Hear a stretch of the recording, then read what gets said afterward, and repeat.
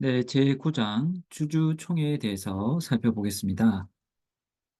제1절 주주총회의 의의와 소집이라고 되어 있는데요. 먼저 주주총회가 뭐냐? 주주총회라는 것은 의결권을 가진 주주로 구성된 주식회사의 최고 의사결정 기관이다라고 정의됩니다. 그래서 주주총회는 회사의 소유주인 주주들이 중대한 의사결정을 내리는 그런 기관이라고 할 수 있죠. 주주총회는 매 결산기 말, 그러니까 12월 말 이후에 열리는 정기주주총회. 우리나라에서는 정기주주총회가 주로 3월 말에 열립니다. 그래서 정기주주총회에서 모여서 전년도 사업 실적을 확인하고 재무제표 승인도 하고 그리고 배당 의사결정도 하고 또 이사들이나 감사들의 임기가 다 되었으면 새로운 이사를 뽑기도 하고 이런 것들을 이제 정기주주총회에서 하고요. 회사가 사업 활동 중에 어, 어떤 이슈가 발생했을 때 그때 수시로 소집되는 주주총회는 임시 주주총회라고 합니다. 여기 보면 이제 정기주주총회는 사업연도 결산이 주된 목적이라고 했죠. 그래서 임원 선임도 필요하면 이때 이루어집니다. 주주총회에 관한 주주총회가 최고 의사결정이 기관이니까 모든 것을 다 할 수 있지 않겠냐라고 이제 생각하기 쉬운데 꼭 그런 건 아닙니다. 일단 기본적으로 주주총회는 상법이나 정관에서 이건 주주총회의 권한이다라고 정하고 있는 사항에 대해서 주주총회가 의사결정을 할 수 있고요. 그 밖의 사항에 대해서는 약간의 논의가 있습니다. 왜 이런 논의에 문제가 발생하냐면 주주가 회사의 주인인 건 맞는데 그래도 경영은 경영진인 이사회에다 이제 전담을 시켰잖아요. 그래서 경영과 소유를 분리하고 그리고 이사회와 주주총회의 역할을 달리하고 있는데 주주총회가 이것저것 다 나서버리면 회사의 운영이 오히려 더 안 될 수도 있다는 생각이 있는 겁니다. 그래서 우리가 1차적으로는 이게 주주총회의 권한이냐를 보려면 그게 법문에 명문으로 되어 있느냐를 볼 필요가 있습니다. 이 주주총회의 권한 사항으로 상법에 규정이 된 것은 임원 선임, 재무제표 승인, 이사 보수 결정 뭐 이런 것들이 있고요. 그리고 어, 정관에서 또 정관도 일종의 자치법규니까요. 정관에서 주주총회의 권한을 정할 수도 있습니다. 다만 여기서는 이제 한 가지 문제가 발생하겠죠. 정관에다 주주총회의 권한사항으로 할 수 있는 그 사항의 한계가 어디까지냐. 정관에다가 다 정하면 주주총회 권한으로 할 수 있느냐. 아니면 법에서 이사회나 다른 기관의 권한으로 이렇게 딱 법정화하고 있는 것, 그것까지는 건드리지 못하느냐. 이제 이 논란이 있습니다. 그래서 이제 여기 보면 상법에서 주주총회 이외의 기관의 권한으로 규정하고 있는 사항, 주로 이사회 권한 사항이겠죠. 그래서 쉽게 말씀을 드리면 주주총회의 권한 사항으로 정관에다가 이사회 권한 사항을 이렇게 끌어당겼으면 그때부터는 이사회 권한이 아니라 주주총회 권한으로 바뀌느냐 문제입니다. 여기에 대해서는 어, 주주총회가 최고 기관이니까 당연히 할 수 있다는 이 확장설의 입장이고요. 소유와 경영의 분리를 통해서 경영에 관한 이사회의 사항은 그건 건드리면 안 된다라는 제안설이 있습니다. 우리 판례는 이 확장설의 입장이라서 주주총회가 이사회의 권한 사항도 어, 할 수 있는 것으로 그렇게 지금 해석을 하고 있죠. 한 가지 유의할 점은 이 상법이 미리 법문에다가 신주발인과 같이 이사의 권한이다라고 해놓고 다만 정관으로 주주총회 권한으로 하기로 하면 그렇게 할 수 있다라고 이렇게 미리미리 규정한 것도 있어요. 상법이 이사의 권한이지만 주주총회 권한으로 할 수 있다라고 명문의 규정을 두고 있으면 더더욱이 할 수 있게 된다. 네, 그렇게 저희가 이해하면 되겠습니다. 저게 이제 주주총회 절차 중에서도 이제 최초 시작점이 되는 소집 절차를 어, 살펴보면요. 먼저 주주총회를 하자. 그래서 주주들을 불러 모으자라는 이제 소집 결정을 하고요. 그 소집 결정이 이루어지면 그에 따라서 직접 주주들에게 통지를 하는 모여주세요라고 하는 이 소집 통지를 하게 됩니다. 이 소집 결정은 이사회의 권한입니다. 이사회에서 정기주주총회든 임시주주총회든 총회를 열 것 같으면 미리 이사회 결의에 의해서 소집 결정 의결을 해야 되고요. 다만 이렇게 이사회 권한으로만 묶어두면 이 이사회에 아무런 영향을 미치지 못하는 소수주주들이 뭔가 제안할 게 있어도 할 수가 없잖아요. 그래서 소수주주들 어, 이 3% 이상인 소수주주가 소집 청구를 하면 회사에서는 그 청구에 따라서 이사회를 소집해야 될 경우도 생깁니다.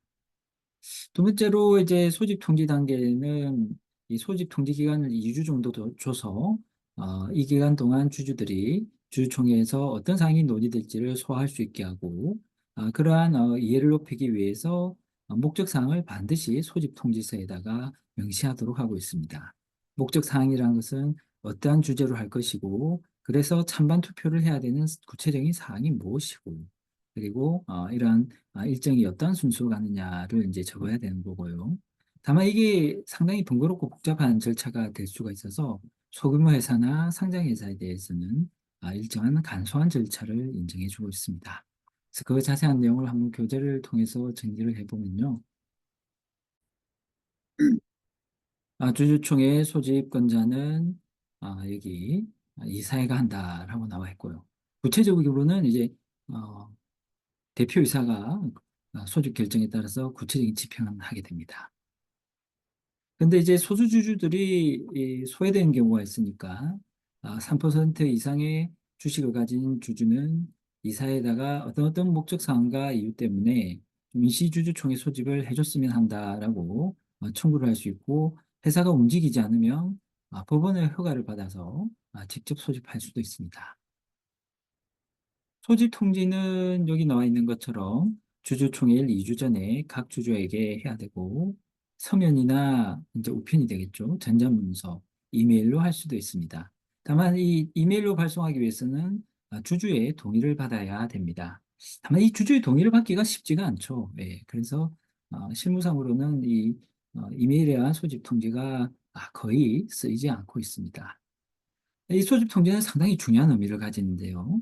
소집 통지를 누락하면 그 소집 통지가 누락되었음에도 주주총회 결의가 있었다. 그럼 그 결의는 그 사유의 정도에 따라서 결의 부존재 원인이 되거나 결의 취소의 사유가 됩니다. 이 절차적 하자는 결의 부존재, 결의 취소 이 영역에 해당되거든요. 그러니까 반드시 소집 통지서에는 목적 사항을 기재를 하라. 그리고 주주들 빠짐없이 해줘라는 것이 소집 통지에 있어서 중요한 점이 된다 하겠습니다. 이렇게 하면 이제 좀 회사 입장에서 번거롭다 해서 자본금 10억 미만의 소규모 회사는 좀 간소한 절차를 해주자. 그래서 소집 통지 기간도 10일로 줄여주고 주주들 몇 명 안 되니까 전원이 동의하면 이런 소집 절차 생략하고 그냥 모여가지고 하거나 아니면 모이기도 귀찮다. 그러면 서면 결의를 가지고 주주총회 결의를 가름할 수 있다. 또 결의 사항에 대해서 이렇게 결의 사항을 정리해 가지고 거기에 대해서 주주들이 읽고 괜찮다라고 서면 동의하면 이 서면 결의가 있는 것으로 보기도 한다라는 겁니다. 그래서 요 점은 이 소금회사 특례는 소집 절차 생략, 서면 결의, 주주 전원 동의에 의한 서면 결의 간주 이런 부분은 잘 기억을 해 두실 필요가 있습니다. 그리고 상장회사는 이제 주주들이 너무 많잖아요. 그래서 1% 이하의 주식, 극단적으로는 주식을 한두 주 가지고 있는 사람, 이런 사람들에 대해서도 다 우편을 통해서 소집 통지를 하는 게 힘드니까 일간신문에 공고를 하거나 다트라는 한국거래소의 전자공지 시스템 이 사이트가 있습니다. 여기에다가 전자공고를 하면 주총 소집 통지를 가름할 수 있다라고 합니다. 소집지는 이제 본점 소재지고요. 주주총회 검사인이라는 게 있습니다.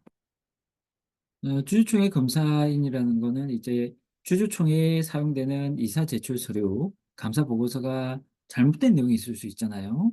그래서 이 총회에서는 이제 승인을 해주기 전에 검사인을 선임해서 그 정확성을, 서류들의 정확성을 조사하게 할 수 있고, 또 주주들 중에 1% 이상 주주가 아무래도 이런 이 총회에 나와 있는 정보가 좀 의심스럽다. 그래서 그리고 이 총회 절차가 좀 적법성을 확보하기 어렵다.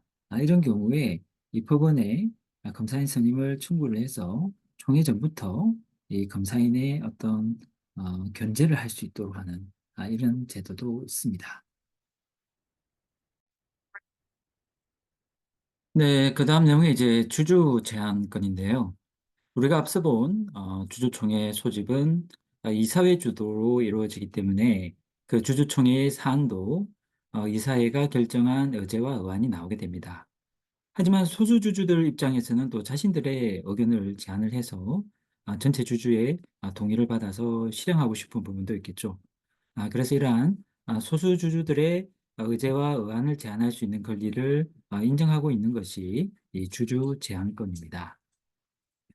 이사회가 독점하고 있는 어, 이 의안 발의의 기회를 소수주주에게도 허용하자라는 취지죠. 다만 요건과 절차가 조금 까다로운 측면이 있습니다. 소수주주의 이 주주 제한을 이용할 수 있는 사람은 3% 이상의 지분을 가진 주주. 물론 자신은 3%가 안 되더라도 다른 사람의 지분을 합쳐서 3%가 된다면 합쳐서 주주 제한을 할 수는 있겠죠.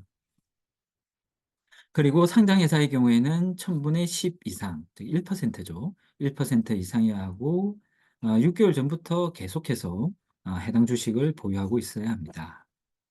특히 이야기가 나오는 것이 이 주주 제안을 하려면 주주총회 6주 전에 그 주주 제안의 내용을 이사한테 제출해야 한다. 이제 이 부분이 많이 이야기가 되고 있는데요. 우리가 앞서 본 것처럼 주주총회의 소집 통지가 2주 전인데 주주가 어떤 총회의 기회를 이용해서 자신의 제안을 올리려면 어떻게 소집 통지가 되기 전에 미리 6주 전에 자신의 의견을 올리겠냐. 그 시점에는 주주총회일이 언젠지도 모르지 않느냐라는 비판을 하는 견해도 있습니다.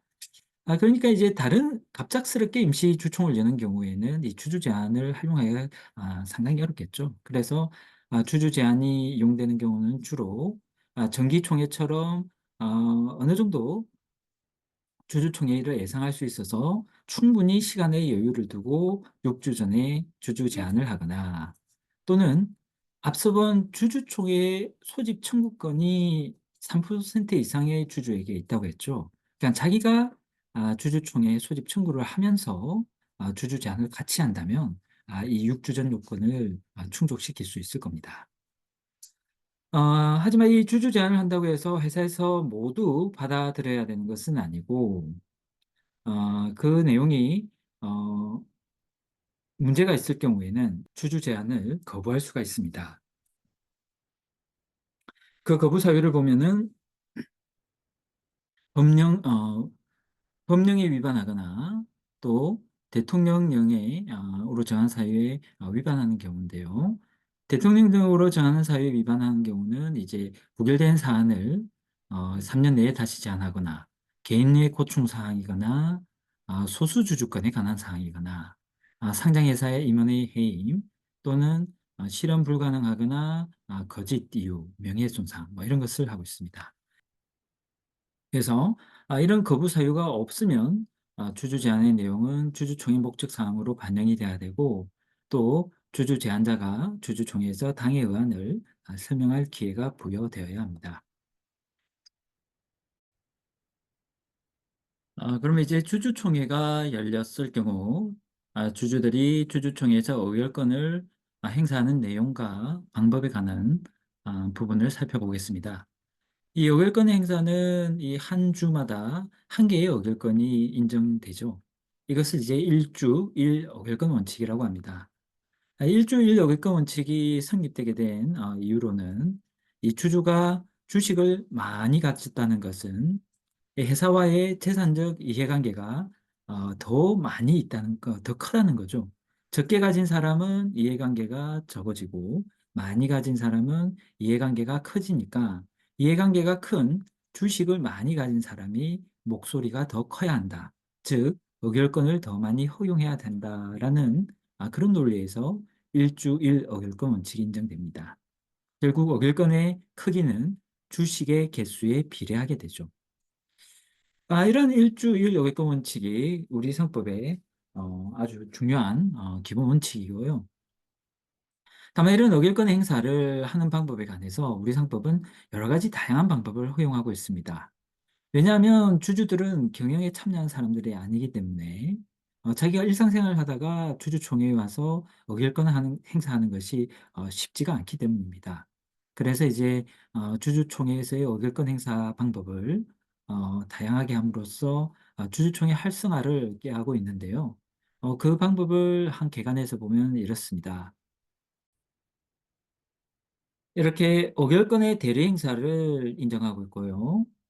의결권의 불통일 행사도 인정하고 있고 서면 투표, 전자 투표도 인정하고 있습니다. 의결권의 대리 행사는 결국은 본인이 주총에 못 가니까 다른 사람을 시켜서 대리 행사를 할 수 있다라는 건데 그럼 그 대리인이 되는 사람, 그 사람은 아무나 될 수 있느냐? 이 부분에 대해서 좀 논쟁이 있습니다. 그리고 대리 행사의 방법도, 난 잘 모르니까 대리 네가 알아서 하라. 이렇게 포괄적으로 위임할 수 있느냐. 좀 시간적으로는 이번 총회뿐만 아니라 다음 총회 앞으로 쭉 그냥 네가 가서 해라. 이런 식의 포괄적 위임이 가능하냐라는 문제가 있고요. 이렇게 위임을 받은 대리인이 또 다른 사람한테 내가 바쁘니 네가 대신 가달라라는 재위임을 해줄 수 있느냐. 마지막으로 본인에게 불리한 대리인의 대리권 행사도 가능하냐라는 이런 논점들이 있고 이 부분은 아주 중요하다고 할 수 있습니다. 그럼 하나하나 한번 살펴보면요. 네, 의결권을 대리 행사하기 위해서는 이렇게 대리권을 증명하는 서면을 총회에 제출해야 됩니다. 이때 서면은 원본을 제출을 해야 되고요. 그리고 이제 이런 서면 위에 회사에서 신분증이나 뭐 인감증명과 같이 이런 원본의 대리권 증명 서면 이외에 다른 서면을 회사 측에서 요구하면 안 된다라는 게 판례입니다. 그리고 말씀드린 대리인의 자격 제한인데요. 의결권 행사를 대리할 대리인은 누구나 될 수 있다라는 것이 대리인의 자격 제한을 부정하는 무효설이고요. 주주총회의 교란을 방지하기 위해서, 즉 아무나 들어와서 주주총회 질서를 어지럽히는 것을 방지하기 위해서 대리인의 자격 제한이 가능하다는 이 유효설이 있습니다.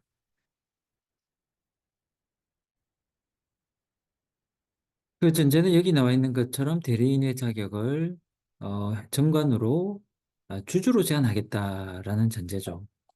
그래서 판례 입장은 정관상의 어떤 주주로 대리인 자격을 제한한 것이 원칙적으로는 유효하지만 주주가 회사인 경우에는 주주가 아니라 하더라도 그 회사의 종업원을 또 주주가 개인인 경우에는 다른 주주가 아니라 하더라도 가족을 대리인으로 할 수 있다. 이렇게 원칙적으로 제한을 인정하고 각각의 경우에 대해 이 자격을 조금씩 완화해주는 그런 입장입니다.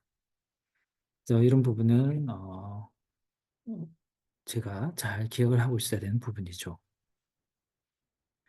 그리고 대리행사의 방법. 먼저 이제 포괄적 위임이 가능하냐라는 부분이 있는데요. 사실 일본 회사법 같은 경우에는 법문에다가 이거 매 총회마다 대리권 수여를 해야 된다라고 이제 명문으로 규정한 입법례도 있습니다. 하지만 우리 판례는 이 포괄적 위임을 제한할 이유가 없다라고 하면서 주식 질권에 의해서 질권자가 된 담보권자가 어, 이 그 자기가 담보로 제공받은 주식에 관한 의결권 대리 행사를 이렇게 포괄적으로 수여받은 경우를 유효하다고 인정하고 있습니다. 그러니까는 이제 그 주식 질권을 유지하고 있는 동안은 그동안 열리는 총회에 그 질권자가 참여를 해서 물건 대리 행사를 하는 거 크게 불합리하지 않다는 이제 그런 입장입니다. 실무상의 요청 때문에 이 포괄적 위임을 인정해야 된다는 견해가 학술로도 다수의 입장인 것으로 파악됩니다. 그리고 이제 의결권의 재위임이 가능하냐? 우리가 민법상 복대리인은 본인의 승낙이 있거나 부득이한 사유가 있을 때만 인정이 되죠. 일단 많은 학설들이 이 의결권의 재위임은 묵시적인 승낙이 있는 경우다. 무조건 할 수 있다는 건 아니고요. 해석상으로 의결권의 재위임에 관한 묵시적인 승낙이 있다고 보통 봐야 된다. 아무 말이 없으면. 그렇게 해석을 해서 의결권의 재위임이 가능하다는 입장입니다. 그리고 대리인이 본인인 주주에게 불리하게 의결권을 행사하는 것도 인정한다. 그러니까 대리인이 의결권 행사를 했는데 그게 주주에게 불리하니까 위임의 취지에 맞지 않다라고 무효라고 해버리면 이 주주총회 결의가 갑자기 뒤집히는 일이 발생할 수도 있겠죠. 회사 입장이나 다른 주주 입장에서는 투표 용지에 뻔하게 찬성이라고 했는데 그것이 본인의 의사에 반한다 해서 무효가 돼버리면 상당히 주주총회 결의의 어떤 안정성 부분이라든지 예측 가능성이 많이 훼손이 될 겁니다. 그러다 보니까 주주 본인한테 불리한 의결권 행사를 하더라도 일단 대외적으로는 유효라 하고 다만 이제 본인이 대리인과 본인은 이제 위임 관계잖아요. 그렇다면 대리인은 위임의 본질에 따라서 본인에게 이익이 되는 방향으로 의결권 행사를 했어야 될 텐데 그렇게 못했으니까 본인에 대해서 손해배상 책임은 져야 될 겁니다. 그래서 대내적으로는 손해배상 책임, 대외적으로는 불리한 의결권 행사도 유효라고 저희가 해석을 하고 있습니다. 의결권 행사와 관련해서 또 저희가 살펴볼 게 의결권의 불통일 행사, 서면 투표, 전자 투표가 있습니다. 이 의결권의 불통일 행사는 이 불통일 행사 요건과 관련해서 이 3일 전에 그 불통일 행사 이유를 통지하는 부분이 있는데요. 이 부분하고 회사가 이 의결권의 불통일 행사를 거부할 수 있는 부분, 요게 이제 아, 조금 살펴볼 부분이고요. 서면 투표의 경우에는 서면 결의와의 차이, 또 정관상 근거를 요한다는 점, 이것을 좀 기억을 해야 되고, 전자투표는 이 사전투표라는 점과 서면투표와 달리 이 사회 결의만 있으면 할 수 있다는 점, 이런 것들을 좀 기억할 필요가 있습니다. 그러면 이제 교재를 통해서 한번 정리를 해보면 의결권의 불통일 행사라는 것은 두 개 이상의 의결권을 가진 주주가 어떤 건 찬성, 일부는 반대하는 식으로 의결권을 통일하지 않고 행사하는 것이다. 왜 이런 것을 인정하냐라면 이 주주 뒤에 별개의 다른 실질 주주가 있을 수 있다라는 점을 고려했습니다. 회사 입장에서는 굉장히 번거로운 일이죠. 그래서 의결권의 불통일 행사를 할 주주는 적어도 주주총회 3일 전에는 불통일 행사의 취지를 통지를 해라라고 하고 있습니다. 하루 전이나 이틀 전에 보내버리면 불통일 행사를 못하는 거냐. 예전에 증권거래법이라는 법이 있었는데 여기서는 의결권의 대리 행사를 하려고 하면 주주총회 5일 전에 이 신청을 해라라는 규정이 있었습니다. 그때 대법원에서는 회사가 괜찮다고 하면 의결권 대리 행사를 할 수 있다라는 판례가 있었거든요. 그래서 여기에 준해서 회사 쪽에서 괜찮다라고 하면 문제가 되지 않을 것이다라고 해석을 합니다. 그리고 회사는 거부를 할 수도 있어요. 다만 주식을 신탁한 경우나 또 이 명의주주가 타인을 위해서 주식을 가지고 있기 때문에 그 타인의 의사를 꼭 관철시켜 줘야 된다. 즉 주식의 숙탁자이거나 주식의 공유자이거나 또 위탁매매인 또 예탁결제원이라고 해서 다른 사람들의 주식을 대신 보관해 주는 데가 있습니다. 또 명의개서 미필 주식, 즉 명의개서를 안 한 주식의 양도인 등 이런 사람들이 의결권 불통일 행사를 요청을 하면 그건 이제 거부할 수 없다라고 본문에서 규정하고 있습니다.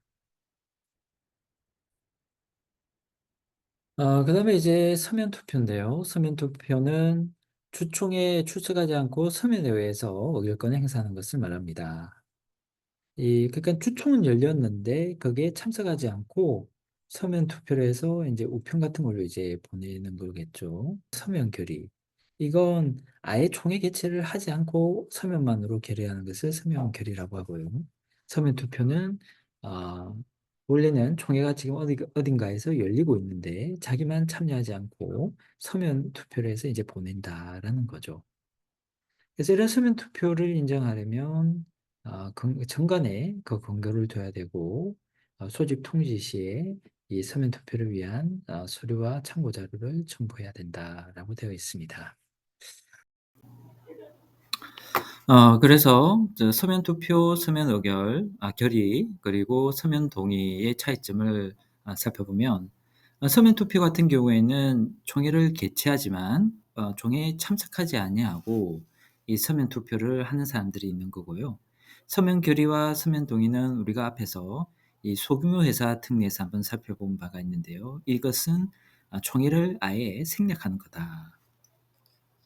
그러면 또 서면 투표와 서면 결의, 서면 동의 같은 경우 또 어떤 측면에서 차이가 있냐라고 하면 서면 투표는 찬반의 의사를 투표 용지를 통해 표시를 하는 것입니다. 그리고 서면 결의도 총회는 열진 않지만 이 찬반의 의사 표시를 투표 용지에 기재해서 표시를 하는 것이고, 다만 이 서면 동의는 이런 찬반의 결의를 표시한다기보다는 서면으로 이 결의 사항에 대해서 동의를 하는 것. 그러니까 일반적인 어떤 동의서의 형태를 취할 수도 있는 거죠. 그래서 이 찬반의 의사 표시 여부가 명확한지에 따라서 또 서면 결의와 서면 동의를 구별할 수 있겠습니다. 그리고 또 하나의 특수한 형태가 이제 전자투표인데요. 이것도 서면 투표와 마찬가지로 총회가 열리는데 그게 참석하지 않고 전자적인 방법으로 의결권을 행사하는 것입니다. 다만 조금 유의해야 될 것은 이 전자투표는 서면 투표는 지금 총회가 열리고 있는데 얼렁 지금 서면 투표에서 보내는 게 허용이 되는데 이 전자투표 같은 경우에는 이 굉장한 그 혼선이 있을 수 있기 때문에 시행령에서 어떻게 정했냐 하면 전자투표는 총회 전날까지만 할 수 있다. 즉 사전투표만 가능하다라고 이제 상당한 제약을 했습니다. 그래서 전자투표는 총회 전날 그리고 총회일에는 물리적인 주주총회가 열리는 방식으로 이루어집니다. 앞에 서면 투표하고 좀 비슷하다고 생각을 해서 이것도 정관상 근거를 둬야 되냐라는 의문이 있을 수 있는데 이 전자투표는 이사회 결의만 있으면 전자투표를 시행할 수 있습니다. 서면 투표에서는 정관상 근거를 요구하고 전자투표에선 이사회 결의 충분하다라고 한 이유는 결국은 서면 투표와 전자투표가 이 상법에 도입되게 된 시기가 다르기 때문입니다. 이 서면 투표는 좀 더 과거에 도입이 되면서 조금 엄격하게 제한을 한 거고요. 전자투표가 도입될 당시에는 이 주주총회를 좀 보다 활성화시켜야 한다. 또 그리고 이 전자투표와 같은 제도는 보다 이 시류에 맞는 적합한 투표 제도라는 생각 때문에 전자투표에 대해서는 조금 제한을 덜 한 거죠. 사실 전자투표를 도입을 하면서 수면 투표 요건도 완화하면서 두 개를 통일하는 게 맞았는데 아마 그 개정 당시에는 그런 생각까지는 하지 못한 것 같습니다. 다음으로 의결권의 제한을 한번 살펴보겠습니다. 앞서서는 이제 의결권의 행사였는데요. 이번에는 의결권의 행사가 제한되는 경우입니다. 크게 세 가지 부류로 나눌 수 있는데요. 이 의결권에 관련해서 이제 특별 이해관계인의 지위에 있을 때, 그리고 두 번째가 자기 주식에 대해서, 세 번째가 상호 보유 주식과 자회사의 모회사 주식 취득 이렇게 됩니다. 특별 이해관계인이란 건 이런 거죠. 가령 학교에서 뭐 학폭이기 때문에 징계를 해야 될지 말아야 될지 결정을 할 때 학폭위 심의위원 중에 1인이 그 대상 학생의 학부모다. 그렇기 때문에 그 학부모가 심의에 참석을 해야 될까요? 하지 말아야 될까요? 제 일반적인 상식으로는 참석하지 않는 것이 위원회 결정의 객관성과 중립성을 확보하는 방법이 되겠죠. 근데 또 이런 일도 있겠죠. 학급에서 반장 선거를 하는데 반장 후보들은 투표권을 가지느냐? 앞서 학폭의 경우와 지금 학급 반장은 경우가 조금 다르죠. 이제 주식회사의 주총 의결에 있어서는 그런 기준을 법률상 이해관계설, 특별 이해관계설, 개인법설 이렇게 세 가지 견해가 있는데요. 이런 개인법설에 의해서 특별 이해관계인으로서 의결권 행사가 제한되는 경우는 이사 면책 결의를 함에 있어서 이 면책의 대상이 되는 이사가 바로 주주인 경우, 그리고 영업적 양도 결의에 있어서 영업 양도의 상대방이 주주인 경우, 이사 보수를 결정하려는데 이 주주인 이사가 있는 경우, 이런 경우에는 해당 주주의 의결권이 제한된다라고 해석이 됩니다. 반대로 의결권이 허용되는 경우는 이사 선임을 결의를 하는데 그 이사의 후보가 주주인 경우, 재무제표 승인 결의에 있어서 이사나 감사인 주주. 왜냐면 이 재무제표를 작성하는 이제 주체가 이사가 되잖아요. 그래서 그 이사가 주주로서 이걸 승인하는 게 맞냐라는 의문이 있는데 의결권이 허용된다라고 일단 결론을 내릴 수 있습니다. 이 논쟁이 되는 건 이사의 해임결입니다. 그리고 자기 주식은 의결권이 없고요. 자회사가 모회사의 주식을 취득하면 안 되죠. 근데 위반해서 자회사가 모회사의 주식을 취득하면 그 부분에 대해서는 의결권이 인정되지 않습니다. 그리고 어떤 회사가 다른 회사의 총발행 주식수의 10%를 초과해서 가지면 그 회사를 참가회사라고 그 상대편의 회사를 피참가회사라고 했죠. 이 경우에는 피참가회사가 즉 10%를 보유당한 회사가 이 참가회사의 어떤 주식을 가지고 있더라도 의결권이 인정되지 않는다고 했습니다. 여기 법률상 이해관계설은 추천 결의에 의해 가지고 그 사람에 대해서 권리 의무가 직접 발생하고 상실되면은 특별한 이해관계가 있다라는 것이 이 법률상 이해관계설입니다. 그리고 이제 특별 이해관계설은 모든 주주의 이해관계가 된 게 아니라 특정 주주의 이해에만 관계가 되면 특별 이해관계가 있다라고 해서 이런 측면에서 이제 특별 이해관계설이라는 게 있고, 개인법설은 주주의 지위를 떠나서 개인적으로 가지는 경제적 이해관계라고 해서 주주와 상관없이 이해관계를 가진 것이라서 이제 특별 이해관계가 있다라고 할 수 있습니다. 이게 잘 구별이 안 되죠. 일단 그래서 우리는 판례는 개인법설이고 이 개인법설에 의해야지 이 특별한 이해관계 있는 자의 인정 범위가 가장 좁아진다라는 점을 좀 따로 기억을 해둘 필요가 있습니다. 그렇게 해서 이제 우리가 실제 사례에서 판단을 할 때는 어떻게 하냐. 그래서 저희가 이제 판별하기 좋은 부분은 특별 이해관계가 있다는 것은 그 주제가 개인법 영역인 것이고, 특별 이해관계가 없다는 것은 그 사안이 개인법 영역이 아니라 단체법 영역이다. 이렇게 구별하시면 거의 이제 판별이 됩니다.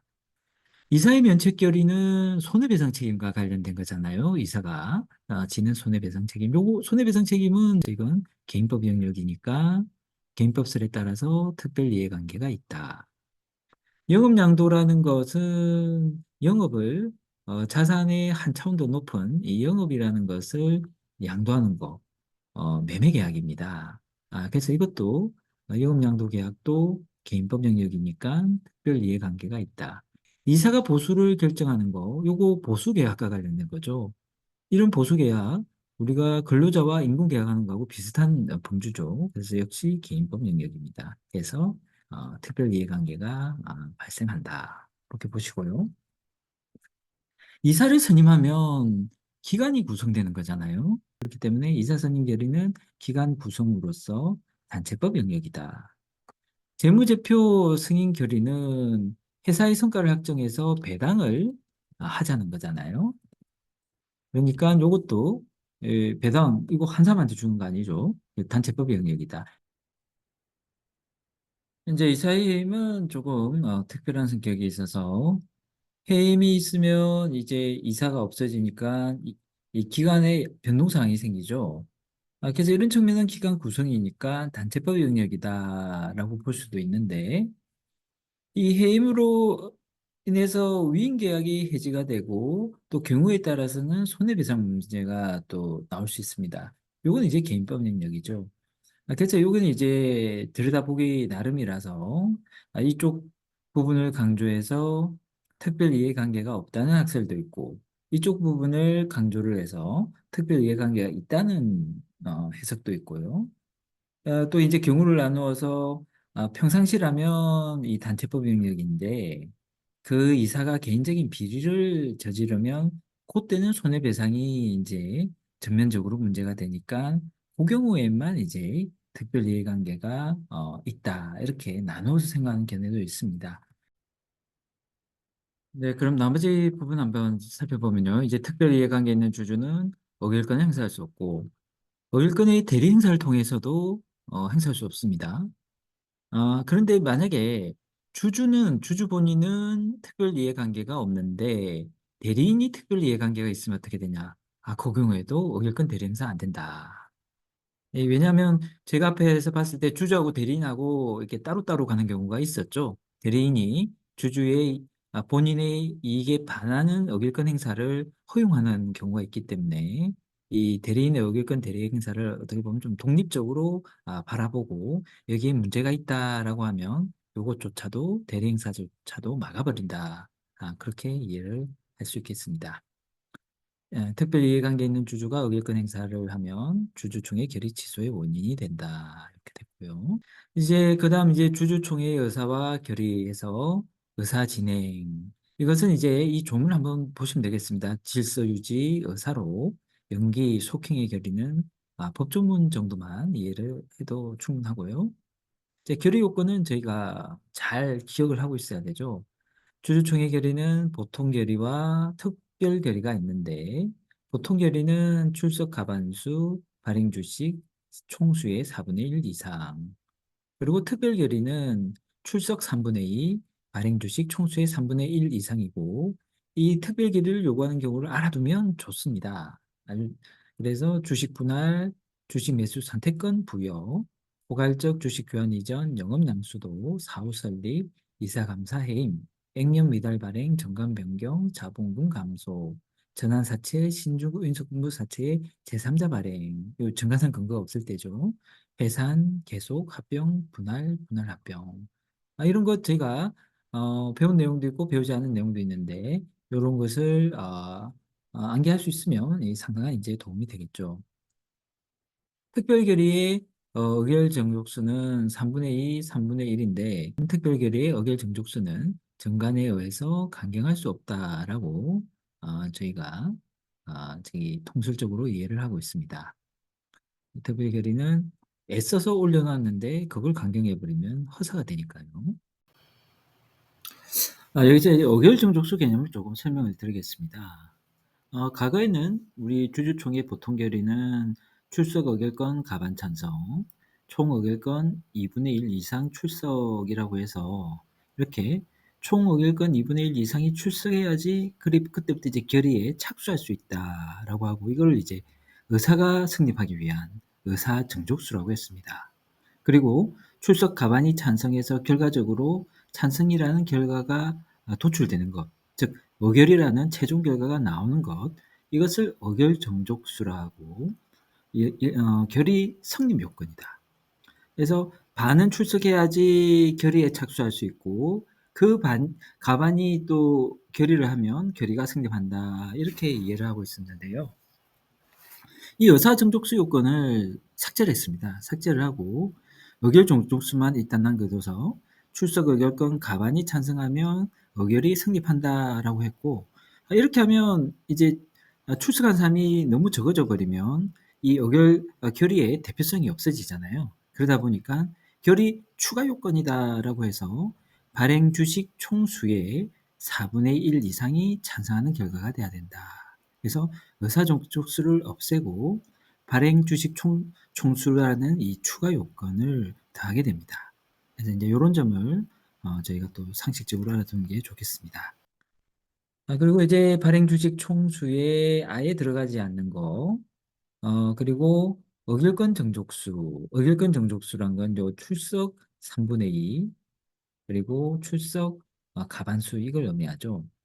발행 주식 총수에 아예 들어가지 않는 것은 의결권이 없거나 제한되는 주식, 자기 주식, 우리 앞에 봤죠. 자회사 보유의 모회사 주식, 상호 보유 주식. 요거는 발행 주식 총수, 즉 분모 자체에 아예 들어가지 않습니다. 의결 정족수 불산입은 이제 특별 이해관계인 감사 나중에 배울 겁니다. 선임에 있어서 3%를 위반하는 주식 이런 것들은 출석한 주식 수에 이제 들어가지가 않게 됩니다. 정리해보면 이렇는데요. 의결권 배제 제한 주식, 자기 주식, 자회사 보유 모회사 주식, 상호 보유 주식 같은 경우에는 이 의결권에 있어서는 없는 셈 치는 거잖아요. 그래서 이제 발행 주식 총수에서 아예 빼버리는 겁니다. 의결권의 세계에서는 이 주식들이 주식이 아예 아니다.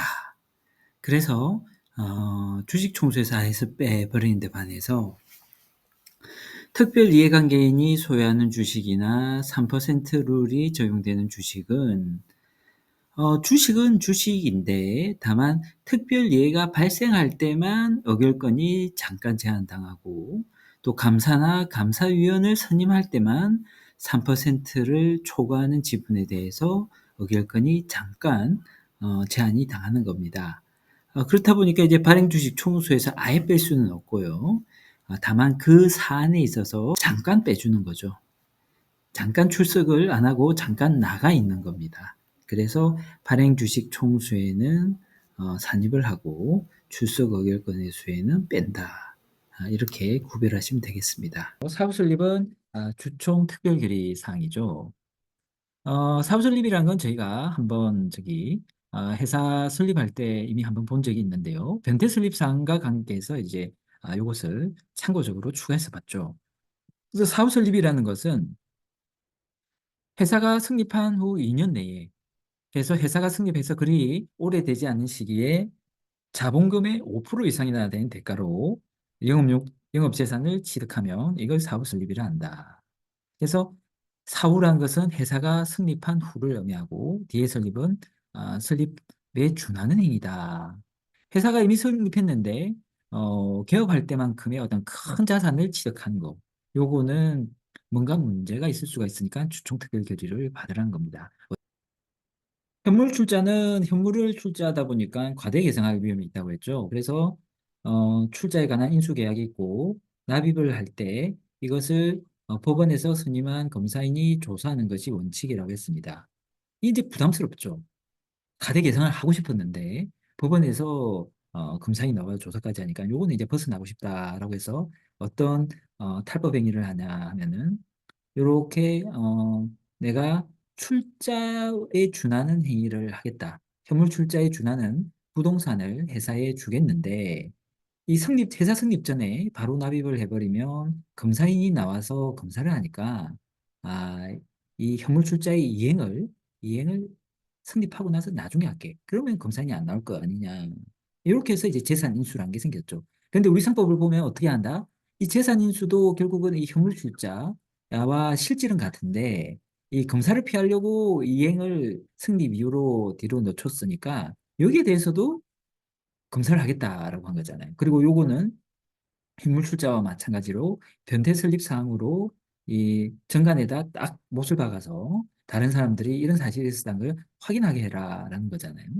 그러다 보니까 재산 인수 가지고는 어떤 현물 출자의 탈법 행위로 활용할 수가 없구나라고 된 거고 그래서 어떤 생각을 했냐면 인수라는 계약조차도 성립 후에 하자. 근데 너무 뒤로 할 수는 없겠죠. 그래서 성립해서 얼마 안 돼서 계약을 하자. 얼마 안 됐다는 기준을 이제 우리 상법에서는 2년이라고 정하고 있는 겁니다. 그래서 계약도 성립 후에 하고 이행도 재산 인수처럼 나중에 하자. 이게 이제 사후 설립이라고 했죠. 하지만 다만 그래서 이제 결국 이제 사후 설립을 현물 출자, 재산 인수, 사후 설립 이런 탈법 행위의 방지 개념에서 설명을 드렸는데 어떤 경우에는 전혀 이런 탈법 행위와 상관없이 그냥 자산을 구입하다 보니까 2년 내에 계약을 하고 자본금의 5% 이상의 금액을 대금 이행을 하는 경우도 생길 수 있습니다. 요 2년 이내에 자본금 5% 이상 요 요건을 더 자세히 기억하시는 게 좋겠습니다.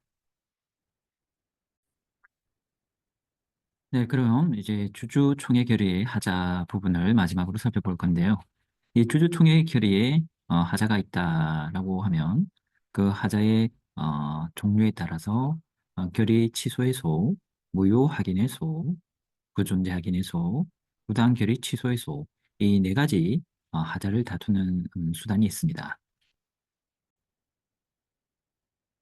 네, 그러면 먼저 결의 취소의 소에 대해서 한번 살펴볼 텐데요. 결의 취소 소송은 소집 절차나 결의 방법이 법령 또는 정관에 위반하거나 현저하게 불공정한 때, 이 한 가지 경우하고요. 결의 내용이 정관에 위반한 때, 이때 결의 취소 소송을 제기할 수 있습니다. 아주 요약해서 말하자면 절차상 하자가 있거나 내용상 경미한 하자가 있는 경우라고 할 수 있죠. 여기서 내용적으로는 경미한 하자라고 이야기하는 이유는 이 내용이 법령에 위반하는 것은 빠지고 정관에 위반하는 것만 사유에 포함되기 때문입니다. 법령에 위반한 거, 결의 내용이 법령에 위반한 것은 나중에 볼 무효 확인의 소의 사유가 됩니다. 그래서 이제 여기 이제 제 본문의 내용대로 1번 사유, 2번 사유가 있고요. 그래서 절차상 하자로서 소집 절차의 하자가 있는 경우로는 어, 이 소집 절차는 이사의 결의에 의해서 소집 결정이 있고 대표이사가 그 이사의 결정에 따라서 소집을 실행하는 부분이 있죠. 즉 결정과 실행 두 부분으로 나눌 수 있는데 그 둘 중 어느 하나가 하자가 있으면 결의 취소 사유가 됩니다. 그래서 이사의 결의는 없지만 그래도 소집 권한이 있는 대표이사가 소집을 실행했다면 결의 취소 사유에 거치고요. 둘 다 없다면 나중에 우리가 볼 결의 부정제 확인의 사유에 들어갑니다.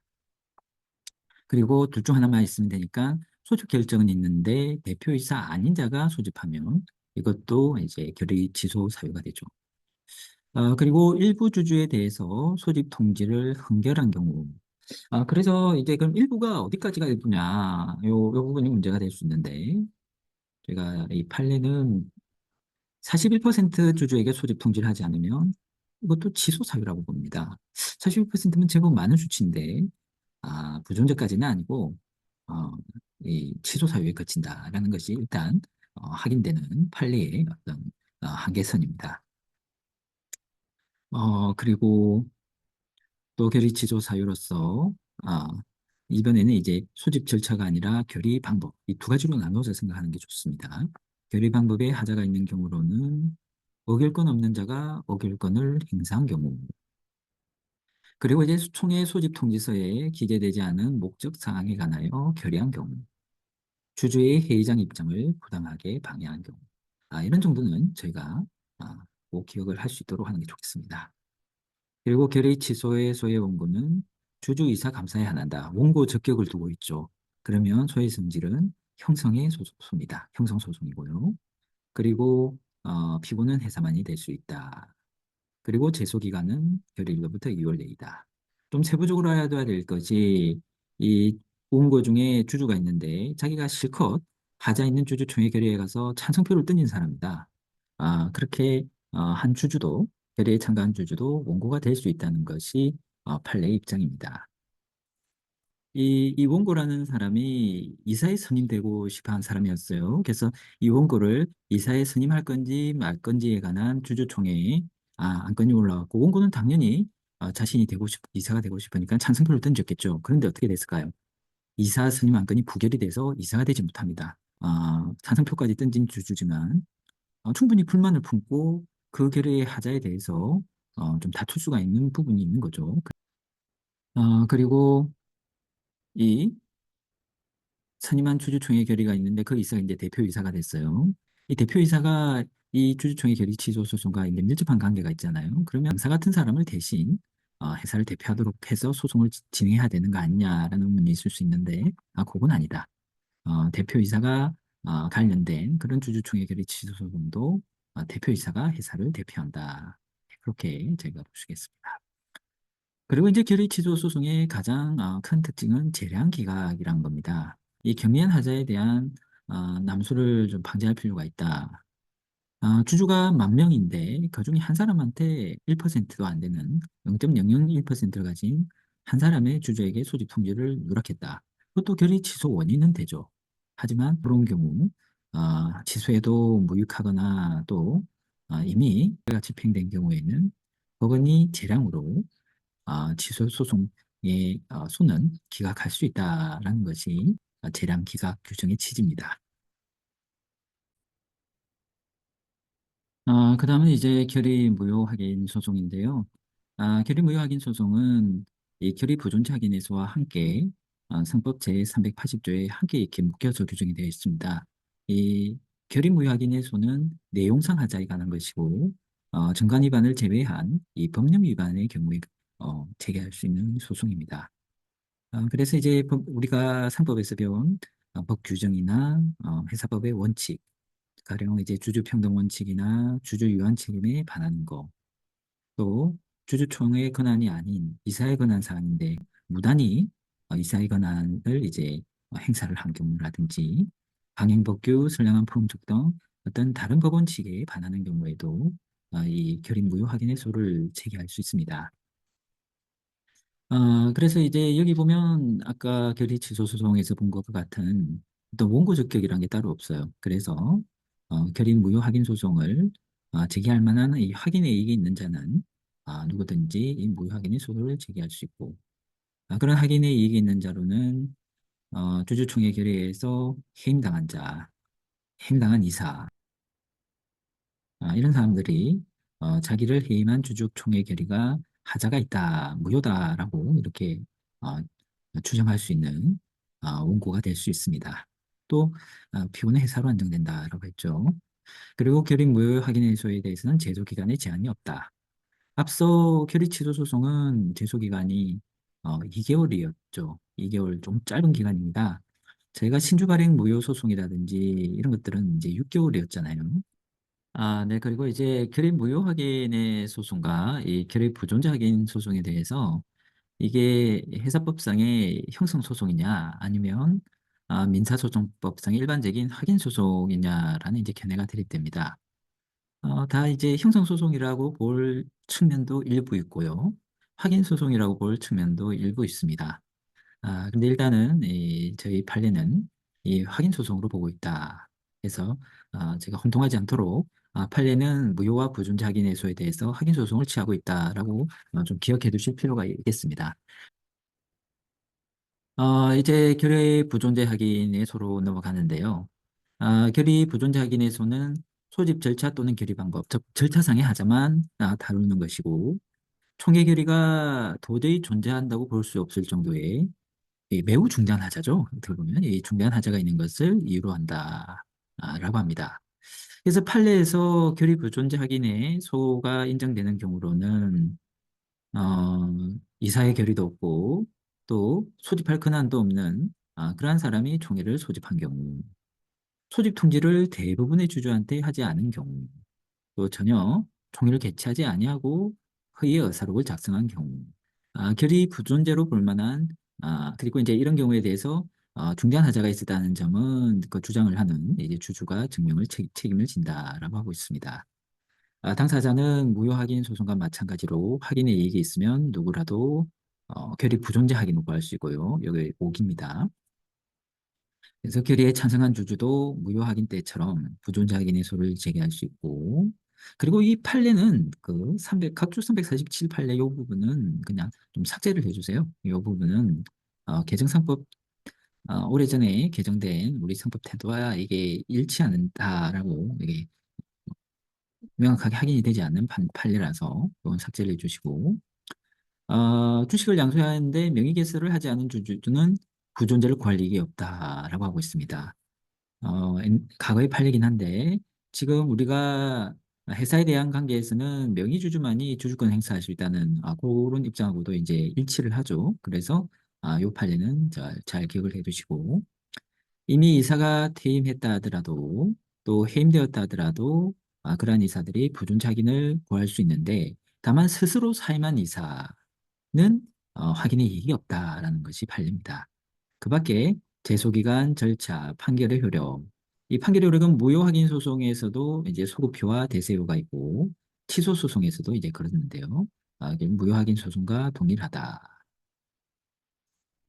또 확인 소송이라고 판례는 해석한다. 이런 점들을 좀 기억해 두시면 되겠습니다. 이제 마지막으로 부당결의 취소 변경의 손인데요. 이거는 제가 앞서서 특별한 이해관계가 있는 주주는 의결권이 제한이 됐잖아요. 그걸 특별 이해관계가 있느냐를 따질 때 제가 이제 개인법 설례한다라고도 설명을 드렸는데 그렇게 해서 이제 의결권 행사에서 빠졌어요. 빠졌는데 이 사람이 빠지는 바람에 오히려 주주총회 결의가 이상하게 돌아가서 현저하게 부당하게 된 경우 이때 의결권이 제한된 주주가 이 결의는 부당하다라고 취소해달라거나 변경해달라는 소를 제기할 수 있습니다. 그러니까 이제 특별 이해관계가 있는 주주가 빠진 틈을 이용해서 이 나머지 사람들이 너무 이제 자기들 이익만 내세우거나 이 빠진 주주를 억울하게 만드는 이제 그런 경우가 있을 수 있으니까 그 경우에 특별 이해관계가 있는 주주를 구제해 주겠다는 것이 이 소송의 그 취지고요. 제소 기간은 2월. 그리고 이제 당사자는 이제 그 내용에 의해서 특별 이해관계에 있는 주주로 이제 제한이 되겠죠. 그리고 이거는 이제 형성소송이라는데 큰 이견이 없습니다. 그래서 주주총회 결의하자를 다투는 소송은 결의 취소에서 무효확인, 보존자확인의 부당결의 취소 변경의 소가 있는데 결의 취소의 소는 형성소송으로서 주주이사 감사만이 원고 적격을 가진다. 제소기간은 2월이다. 그래서 이제 판결의 효력은 소급표도 가지고 대세효도 가집니다. 소급표는 어떻게 보면 이제 아, 일반 민사 판결에서도 발생하는 효력이죠. 근데 이제 대세효는 일반 민사 판결에서는 이런 게 나올 수가 없습니다. 그래서 이제 형성소송 성격이 있다는 거고요. 무효확인과 부존재 확인 소송에 관해서는 이제 이걸 이제 판례에서는 확인 소송이라고 보는데요.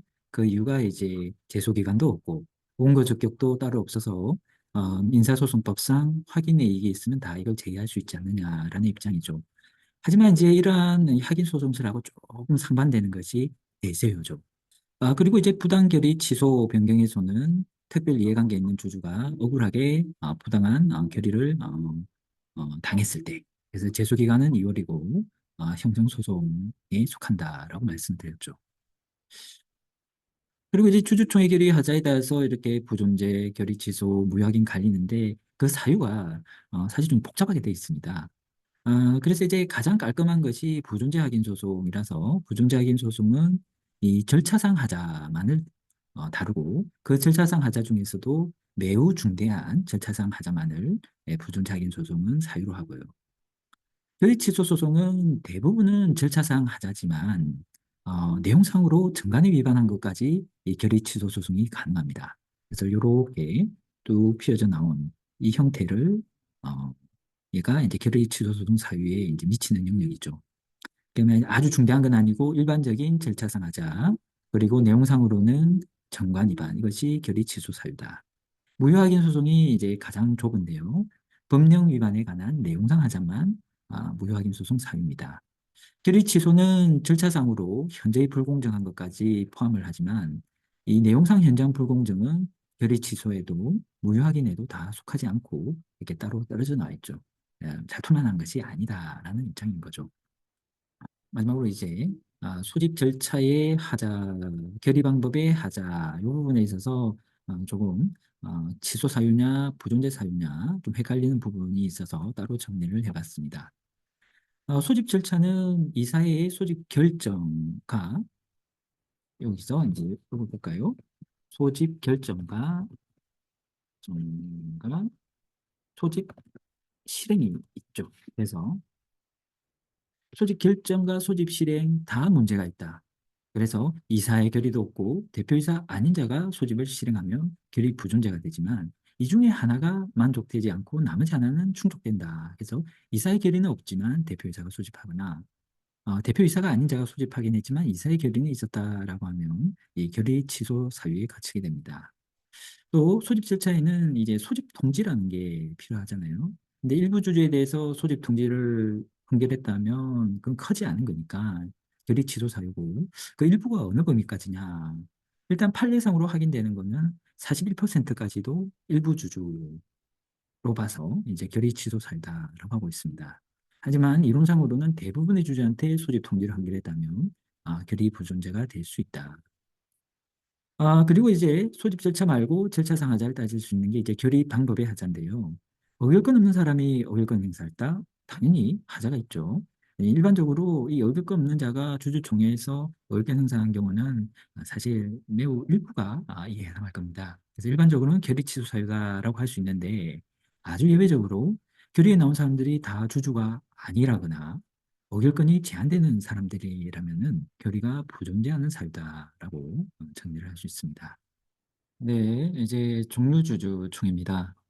이 종류주주총회는 이 독립된 주주총회는 아니고요. 어떤 주주총회 결의를 했는데 그 주주총회 결의가 이 특정한 종류 주식의 주주에게 손해를 끼치게 될 경우, 그 경우에 한 번 더 필터링하는 차원에서 이 종류주주총회의 결의를 거쳐야지 효력이 발생하도록 한 것입니다. 일종의 이제 견제 장치죠. 왜냐하면 이제 종류 주식의 주주는 이제 대부분 소수 주주일 것이기 때문에 이 사람들을 보호하기 위해서 보통 주주의 주주총회 결의의 효력을 어느 정도 좀 견제를 하고 제한을 하자라는 취지의 제도가 종류주주총회입니다. 그래서 종류주주총회의 결의를 요하는 경우는 결국 어떤 주주총회 결의가 있었는데 종류주주한테 손해가 발생할 경우 어느 정도 막을 수 있도록 하자라는 것이 이제 종류주주총회 결의의 취지다. 주된 사유가 이제 법에 나와 있는 것이 정관 변경, 그리고 신주 발행, 주식 병합 등. 그리고 하나가 이제 합병과 같은 조직 재편. 네, 이런 사유로 인해서 이제 종류주주에게 손해가 발생했을 때 종류주주총회의 결의를 할 수 있다는 거고요. 출석한 종류주주의 3분의 2 이상, 그리고 그 종류주식의 총수의 3분의 1 이상이 동의를 해야지 원래의 주주총회 결의의 효력이 발생할 수 있다라고 하고 있습니다. 네, 종류주주를 보호하기 위한 장치이므로 어길권 없는 주식에도 인정을 해야 되겠죠. 그리고 결의의 하자에 대해서는 앞서 본 주주총회 결의 취소의 소동을 그대로 제기할 수 있다.